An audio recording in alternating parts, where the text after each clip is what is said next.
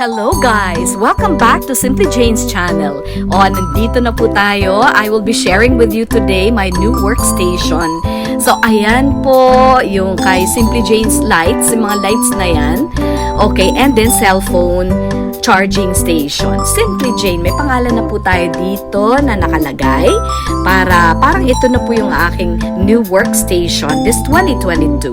Ayan. So, mag-morning coffee po tayo. So, while I'm heating my water, medyo drizzly morning, January 20 po, 2022. Happy Fiesta po dyan sa mga taga San Sebastian. At saka, dun sa Diocese of Bacolod, na San Sebastian din po. So, I will share with you, ito po yung bagong mug ni Simply Jane. Mas malaki na siya. Opo, para mas malaki ang capacity niya, hindi tayo bitin. Yan po. So, comparing yung aking dating mug na Ice Bear, opo, mas malaki po talaga siya. Okay. So, ganyan po ang magandang coffee in the morning. Yes, at eto, okay, ready na po. And then, I'll be making coffee today. 3-in-1 coffee po for the first time in such a long time. Hindi na po ako nag 3-in-1 coffee. Pero may nakita po akong 3-in-1 coffee. Kaya, eto. Okay, so, ayun, meron kasing filter yan, kaya hindi ganun ang buhos ng water niya. So, okay lang pag fini-filter po natin. So, okay.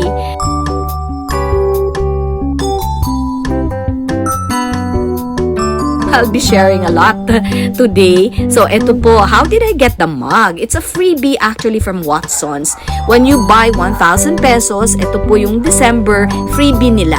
Okay, while drinking coffee, let's make some butter toast. Ito na po.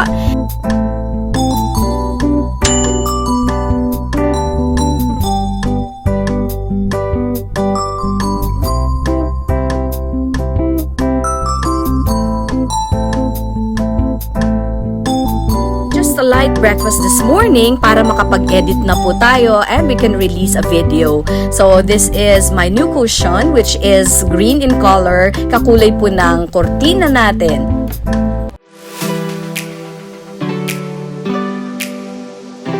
So, okay guys, intro pa lang po yun. Ito na yung ating Christmas Day 2021 episode. Ito yung mga decorations na to, hindi ko po ito ginawa. This 2021, Care Bears, Christmas tree ko po ito. Ito naman yung sinasabi kong Barbie Christmas tree. Yan, sa probinsya pa po yan. Nainiwan ko din lang. So, anyway, ngayon wala po akong decors, pero I'm just trying to reminisce yung mga past Christmases po namin. Si partner naman, hindi naman po lagi nandyan kasi somewhere out there po siya lagi. Christmas macaroni salad. Ito po yung ating gagawin. How to make a Christmas macaroni salad. So, ano pong ating gagawin? Let's boil our elbow macaroni. Yung tama lang po. Huwag sobrang lambot. Okay, next is you can strain your fruit cocktail. You can strain as well your nata de coco at saka ito pong kaong. So, ito yung Nestle cream. You have your condensed milk and of course your mayonnaise. So early on, I bought from mamang vendor yung kanyang buko, yung tama lang po for buko salad. Tapos ito na po yung something red, yung nata de coco. At saka, we also strained the next ingredient which is the green kaong. So you see, it's so Christmassy, red and green. Ayan, at saka hinati ko lang po yan. So, eto yata mga 1.5 liters yung aking ginawa.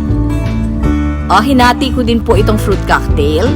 Hinati ko po lahat ng ingredients actually. Ito yung dalawang buko na pinakayod ko na po. Ayan, and then hinalo-halo na lang. Ganyan lang po kadali gumawa ng buko salad as well as yung macaroni salad for Christmas. So, ano po yung dinagdag ko dito that made the difference? Ito may corn. Yung ating buko salad po may corn kasama sa buko. Kasama po ng buko. Pero, yung isa naman, 1.5 liters din po ang ginawa ko doon po sa ating macaroni salad.